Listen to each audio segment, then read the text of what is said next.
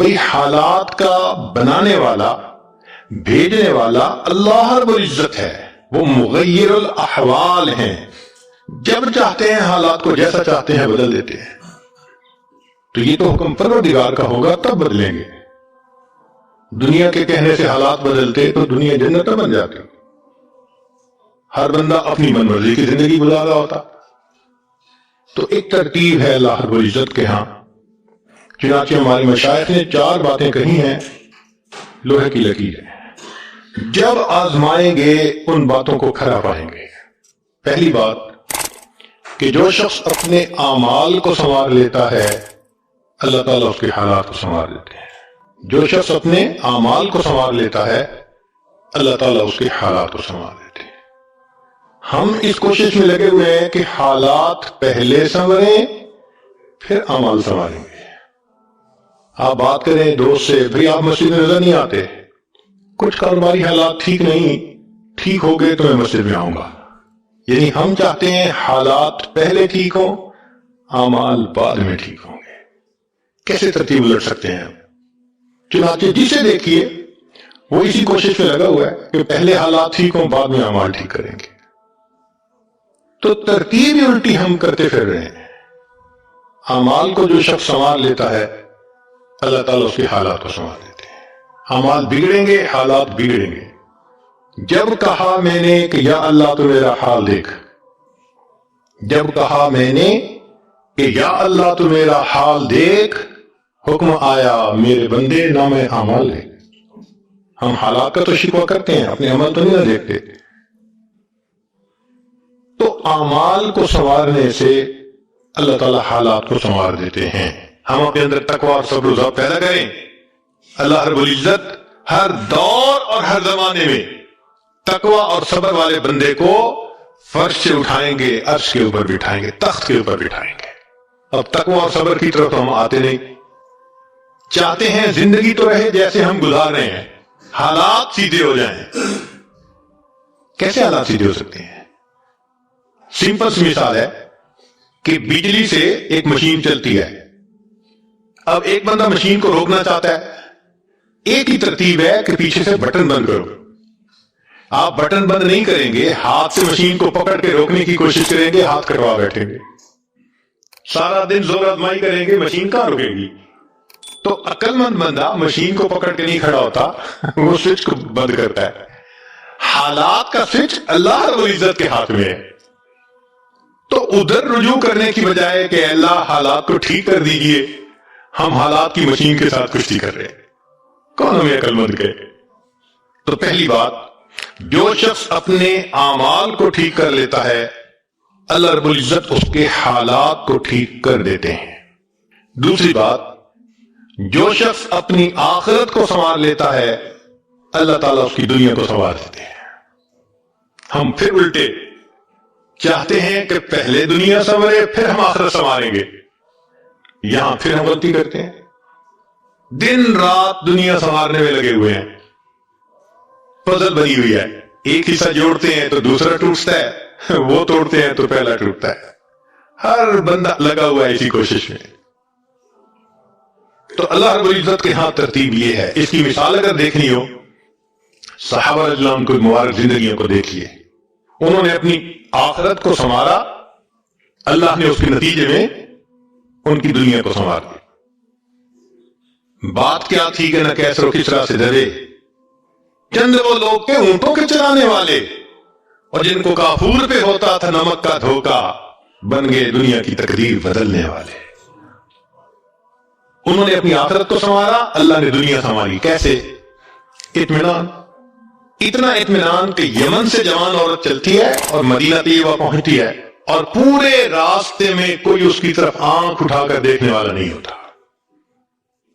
अल्लाह ने माल और दौलत के इतने ढेर अता किए थे। अनस रज़ियल्लाहु अन्हु कहते हैं कि मैं लकड़ी काटने वाले कुल्हाड़े से सोने की ईंटों को तोड़ा करता था। अब लकड़ी के कुल्हाड़े से जो सोना टूटेगा वो तोलों में और ग्रामों में तो नहीं हो सकता। अल्लाह ने इतनी दौलत उनके कदमों में डाल दी थी। बच्चा पैदा होता था, उसका रोजीना मुतय्यन था। सैयद ने एक रात देखा, एक औरत छोटे से बच्चे को روٹی کا ٹکڑا کھلانے کی کوشش کر رہی ہے، بچہ رو رہا ہے. پوچھا کیوں کر رہی ہو؟ کہنے لگی کہ امیر المومنین نے قانون بنایا ہوا ہے کہ جب بچہ دودھ چھوڑے گا پھر ہم بیت المال سے روزینہ متعین کریں گے، تو میں کوشش کر رہی ہوں. عمر لنوائے بہت روئے. صحابہ کہتے ہیں کہ اس دن فجر کی نماز پڑھائی، قرات کے اندر اتنا گریا اور بکا تھا کہ ہمیں سمجھنا مشکل ہو رہا تھا، اتنا رو رہے تھے. ہم حیران تھے آج امیر مومنین کو کیا ہوا. نماز پڑھانے کے بعد منبر پر بیٹھے، عمر کے اوپر اللہ رحم کرے اس نے کتنے بچوں کی جان لی ہوگی. مقصد یہ تھا کہ میں نے جو یہ قانون بنایا تو کتنی ماؤں نے معصوم بچوں کے دودھ چھڑوائے ہوں گے اور وہ دودھ سے محروم ہوئے ہوں گے میری وجہ سے.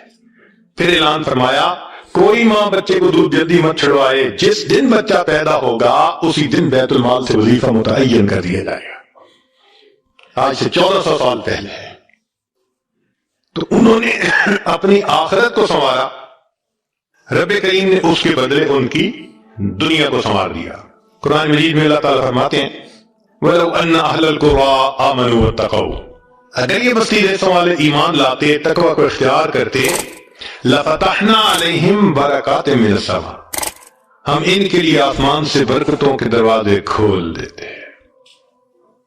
تو ترتیب یہی ہے کہ جو آخرت کو سنوارتا ہے اس کوشش میں لگتا ہے، دنیا اس کا سایہ ہے. اللہ دنیا کو خود بخود سنوار دیتے ہیں، اللہ سے محنت نہیں کرنی پڑتی. مثال کے طور پہ جو بندہ سچ بولتا ہے تجارت میں، اللہ تعالیٰ اس کی تجارت کو خود سنوار دیتے ہیں. قسم اٹھا کے یہ بات کہی جا سکتی ہے کہ سچ بولنے والا تاجر کبھی مفلس نہیں ہو سکتا. پاسبل ہی نہیں کہ سچ کی بنیاد ہو اور اس میں برکت نہ ہو.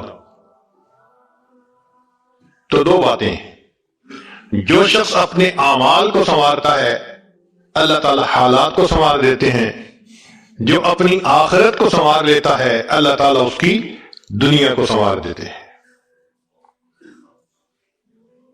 ہارون رشید اپنی کھڑکی میں سے نیچے دیکھ رہا ہے، مسجد کے دروازے پر امام ابو یوسف رحمۃ اللہ علیہ تشریف لائے ہیں اور ان کے پیچھے دو شاگرد ساتھ ساتھ جڑے ہوئے ہیں.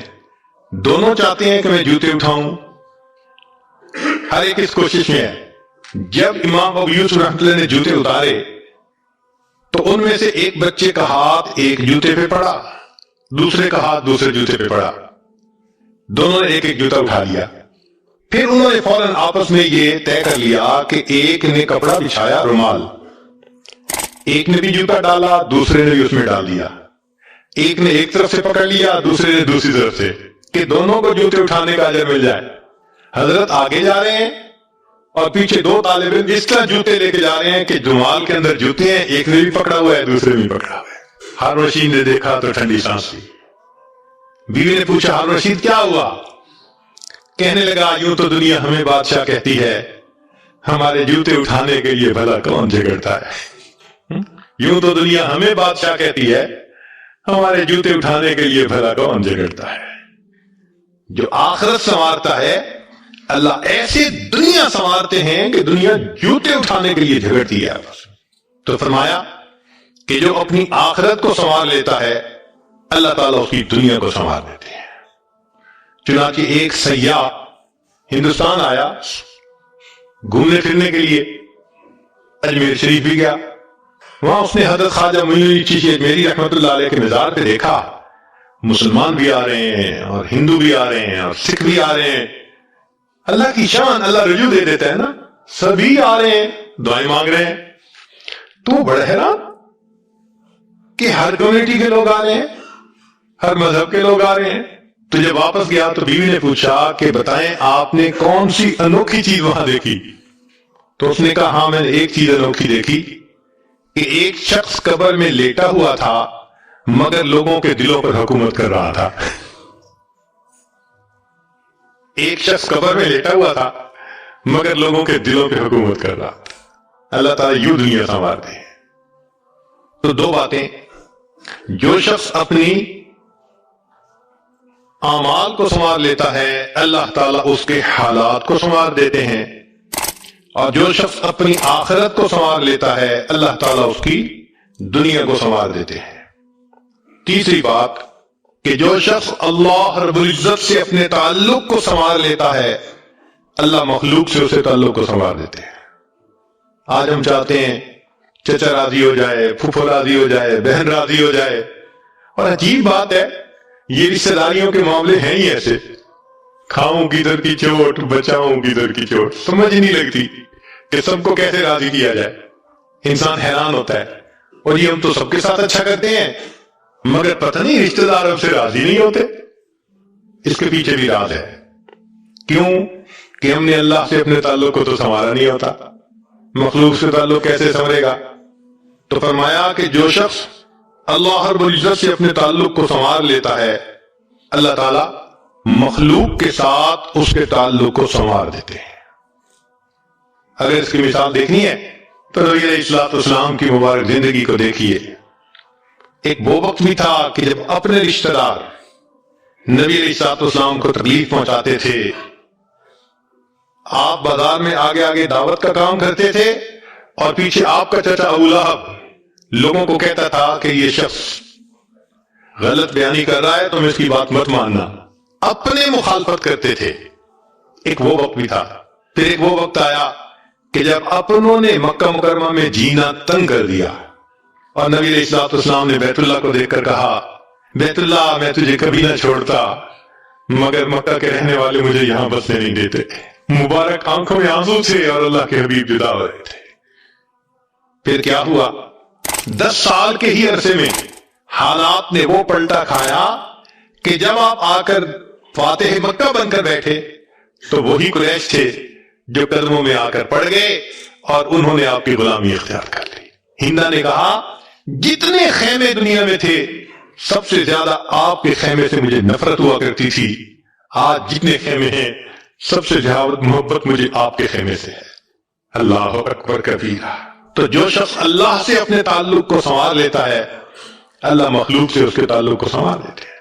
فضیل بن عیاض رحمۃ اللہ علیہ فرماتے ہیں مجھ سے جب بھی اللہ تعالیٰ کی نافرمانی ہوئی، مجھ سے جب بھی اللہ تعالیٰ کی نافرمانی ہوئی میں نے اس نافرمانی کا اثر اپنے ماتحتوں کے اندر دیکھا۔ یہ ریفلیکشن ہوتی ہے، ہم اللہ کی نافرمانی کرتے ہیں اللہ مزہ چکھا دیتے ہیں کہ اپنے جو ماتحت ہوتے ہیں ان کو نافرمان بنا دیتے ہیں۔ اچھا بھائی تم ذرا اس کو ایکسپیرینس کرو ذرا، وہ جی کیا کریں بیوی سنتی نہیں ہے، حضرت بس اولاد افلاطون بن گئی ہے، حضرت بچے نے ذلیل کر دیا ہے۔ کیوں شکوے ہوتے ہیں ہمیں کہ ہمارے ماتحت ہماری نہیں مانتے جبکہ ہم اپنے آقا کی نہیں مان رہے ہوتے۔ فرماتے ہیں کہ جب بھی مجھ سے اللہ تعالیٰ کی نافرمانی ہوئی میں نے آزما کے دیکھا یا تو بیوی نے میری نافرمانی کی یا میری اولاد نے میری نافرمانی کی یا میرے نوکروں نے غلاموں نے انہوں نے میری نافرمانی کی یا کم از کم میری سواری کے جانور نے میری نافرمانی کی۔ یہ ہے عدل کا بدلہ۔ اپنے آقا کی نافرمانی کریں گے اللہ تعالیٰ ماتحتوں کو نافرمان بنا کر دکھائیں گے۔ اس لیے اولاد کے شکوے کرنے کی ضرورت نہیں ہے، بیوی کے شکوے کرنے کی ضرورت نہیں ہے۔ سمپل سی بات ہے اللہ رب العزت سے اپنے تعلق کو سنوار لیجئے اللہ تعالیٰ مخلوق سے ہمارے تعلق کو سنوار دے، سب کے دلوں میں محبت ڈال دیں گے۔ سیدنا امیر معاویہ رضی اللہ عنہ نے خط لکھا ام المومنین سیدہ عائشہ صدیقہ رضی اللہ تعالی عنہا کو کہ ام المومنین آپ امت کی ماں ہیں، آپ مجھے کوئی نصیحت فرمائیے۔ اور واقعی ام المومنین نے نصیحت کرنے کا حق ادا کر دیا۔ وہ نصیحت پڑھ کے پتہ چلتا ہے کہ انہوں نے نبی علیہ السلام کی صحبت یافتہ ہونے کا ثبوت پیش کر دیا۔ ام المومنین نے مختصر جواب لکھا، فرمایا دیکھیں اگر آپ مخلوق کو خوش کریں گے اللہ کو ناراض کریں گے اللہ ساری مخلوق کے دل میں تمہاری نفرت ڈالیں گے، یہ اندر سے تم سے نفرت کرتے پھریں گے۔ اور اگر تم اللہ کو راضی کرو گے گو کہ مخلوق ناراض ہو رہی ہے اللہ تعالیٰ اسی مخلوق کے دل میں تمہاری محبت ڈال دیں گے، یہ سب تمہارے دوست بن جائیں گے۔ تو اصل تو اللہ کو راضی کرنا ہے۔ تو فرمایا کہ تم اللہ سے اپنے تعلق کو سنوار لو اللہ تعالیٰ مخلوق سے تمہارے تعلق کو سنوار دیں گے۔ تو اولاد کو نیک بنانے کا سب سے آسان طریقہ خود نیک بن جائیے۔ جو خود نیک بنتا ہے اور اللہ کے حکم کو توڑنے سے باز آ جاتا ہے، اللہ تعالیٰ اولاد کو مطیع اور فرمانبردار بنا دیتے ہیں۔ تو اب تک 3 باتیں۔ جو شخص اپنے اعمال کو سنوار لیتا ہے، اللہ تعالیٰ اس کے حالات کو سنوار دیتے ہیں۔ جو اپنی آخرت کو سنوار لیتا ہے، اللہ اس کی دنیا کو سنوار دیتے ہیں۔ جو شخص اللہ رب العزت سے اپنے تعلق کو سنوار لیتا ہے، اللہ مخلوق سے تعلق کو سنوار دیتے ہیں۔ حدیث مبارکہ میں ہے، جب بندہ عبادت کرتا ہے اور اللہ تعالیٰ خوش ہو جاتے ہیں، دعا جبرائیل، اللہ تعالیٰ جبرائیل علیہ السلام کو بلاتے ہیں اور بتلاتے ہیں کہ جبرائیل میں فلاں بندے سے محبت کرتا ہوں۔ تو جبرائیل علیہ السلام آسمانوں پر اعلان کرتے ہیں کہ آسمان کے فرشتوں، اللہ تعالیٰ فلاں بندے سے محبت کرتے ہیں۔ یہ اعلان سن کر سارے فرشتے اس بندے سے محبت کرنے لگ جاتے ہیں۔